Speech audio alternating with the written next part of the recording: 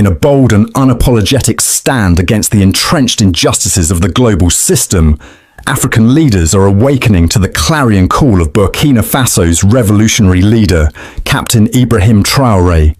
From the dusty streets of Ouagadougou to the bustling cities of Lusaka, a seismic shift is underway, a movement rooted in the unyielding demand for justice, dignity, and self-reliance. African nations are no longer content to be pawns in a world order that exploits their people and plunders their resources. Leading this charge is Zambia's President Hakainde Hichilema, whose recent shocking demand for the European Union (EU) and the United Kingdom (UK) to refund African nations for non-refunded visa application fees has sent ripples across the continent and beyond. This is not just a policy stance. It is a declaration of war against exploitative practices that have long bled Africa dry. President Hichilema's bold declaration has laid bare a scandal that has long festered in the shadows of global bureaucracy. In 2024, African countries collectively hemorrhaged a staggering $67.5 million, approximately 60 million euros, in non-refunded Schengen visa fees, with an additional $59 million siphoned off by the UK's visa system. These figures are not just numbers. They represent the hopes, aspirations, and hard-earned savings of African citizens, many of whom face rejection rates as high as 40–50% for Schengen visas, particularly in nations like Ghana, Senegal, and Nigeria. It is unacceptable that our citizens lose significant sums of money on unsuccessful applications, Hichilema thundered in a statement that reverberated across the continent. His demand for a fairer system, one where fees are refunded for rejected applications, is a direct challenge to a global order that has profited from Africa's marginalization for far too long. This is not just about money, it is about justice, dignity, and the right of Africans to be treated as equals on the world stage. Imagine what $70 million could do for Africa. Picture schools rising in rural villages, hospitals equipped with state-of-the-art facilities, roads connecting communities, and industries buzzing with local talent. Imagine an Africa where leaders reject the beggar's mentality, where they stop chasing foreign aid at endless summits and instead invest in the boundless potential of their own people. Hichilema's call is a rejection of the status quo, a refusal to accept a system that exploits African dreams while offering nothing in return. It is a rallying cry for leaders to look inward, to harness the continent's wealth of talent, resources and ingenuity, and to build a future where Africa stands tall, unapologetic and unafraid. At the forefront of this revolution is Captain Ibrahim Traoré, the 37-year-old leader of Burkina Faso, whose fearless vision is transforming his nation and inspiring a continent. Traoré is not just a leader. He is a symbol of defiance, a man who has dared to challenge both Western and Eastern powers and chart a path of radical self-reliance. His message is clear and uncompromising. Africa's talent must stay home. No longer will the continent's brightest minds be lured away to Israel, Germany, Saudi Arabia, or other nations, only to face exploitation, discrimination, or worse. In a speech that shook the foundations of African leadership, Traoré declared, "The imperialist has always drawn several talents from here through scholarships and they never return home. I do not want this brain to end up abroad and not serve the country." His words were a scathing rebuke of leaders who have allowed Africa's youth to be siphoned off by promises of a better future abroad, only to see them risk their lives crossing treacherous seas or endure dehumanizing treatment in foreign lands. Traoré's revolution is not built on empty promises. In Burkina Faso, he is creating thousands of jobs, transforming every sector with an influx of young dynamic talent. Textile factories are springing to life, producing high-quality, made-in-Burkina Faso goods that rival global standards and reduce reliance on imported products. Agricultural initiatives are empowering farmers to not only feed the nation but also export surplus, bolstering the economy and proving that Africa can sustain itself. Infrastructure projects, from roads to public buildings, are being led by local engineers and labourers, demonstrating that Africans can build their own future without foreign contractors. Traoré's government is investing heavily in institutions that offer better pay, training and opportunities, ensuring that Burkina Faso's best and brightest have every reason to stay home. This is a leader who understands that Africa's strength lies not in foreign aid, but in its people, its innovators, its workers, its... Welcome to African Diary 24, the channel where Africa speaks for itself. From powerful stories and rich cultures to political realities and grassroots movements, we bring you content that informs, inspires, and challenges the narrative. Whether you're here to learn, connect, or explore, you're in the right place. This is Africa, unfiltered, unapologetic, and rising. Hit that subscribe button and become part of the journey. Disclaimer: the content featured on African Diary 24 is for informational, educational, and documentary purposes only.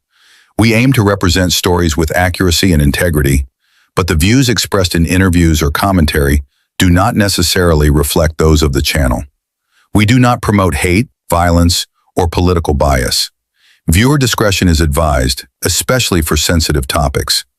Always do your own research and think critically. Zambia's President Hakainde Hichilema has launched a scathing attack on Western nations over their exploitative visa policies, demanding that they refund billions of dollars in visa application fees to African citizens whose applications have been rejected. He emphasizes that Africans should not be charged for attempting to enter Europe legally when millions of others are entering illegally through the Mediterranean route. This controversial call has sparked debate across the continent, with some hailing President Hakainde as a champion for economic justice, while others criticize him for stirring tensions between Africa and the West. But one thing is clear: this charismatic leader is unafraid to speak his mind and stand up for what he believes in, even if it means going against some of the most powerful countries in the world. As the rest of the African leaders continue to act like puppets in the hands of the imperialists, only a few have shown bravery in speaking out against the unfair treatment of Africans at the hands of the Europeans.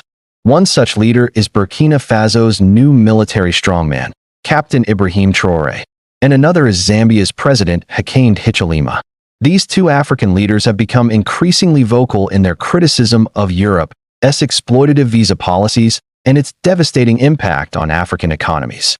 They argue that the billions of dollars in visa fees collected from African applicants who are often denied entry are nothing more than a form of neocolonial exploitation. Now, just when you thought these two were done, Zambia's Hakainde Hichilema has come out swinging again. He is challenging the West to cough up billions of dollars that they've been unfairly collecting from Africans under the guise of visa applications.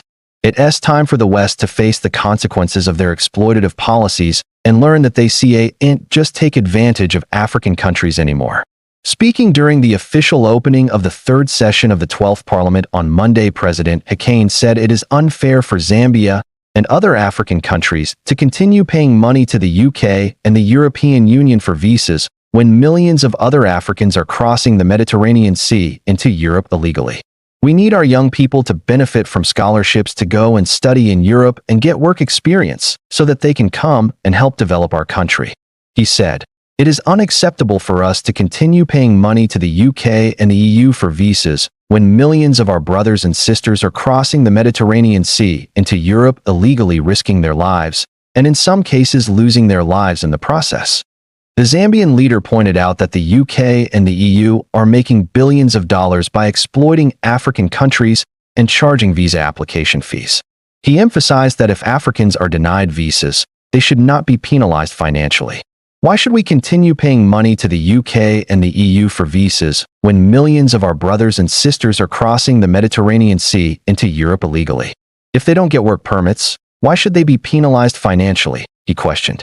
President Hakainde called on the Zambian government to engage with the UK and EU authorities to address the issue of illegal immigration and called for the release of illegal immigrants who are languishing in European jails. He also urged European countries to invest in Africa to improve the lives of Africans on the continent rather than on security measures to prevent illegal immigration. The Zambian president made it clear that he will not tolerate any mistreatment of Zambians in the UK and has summoned the British High Commissioner to his office to discuss the issue. Hakainde further challenged the UK and EU to invest in Africa instead of spending billions on security measures to curb illegal immigration.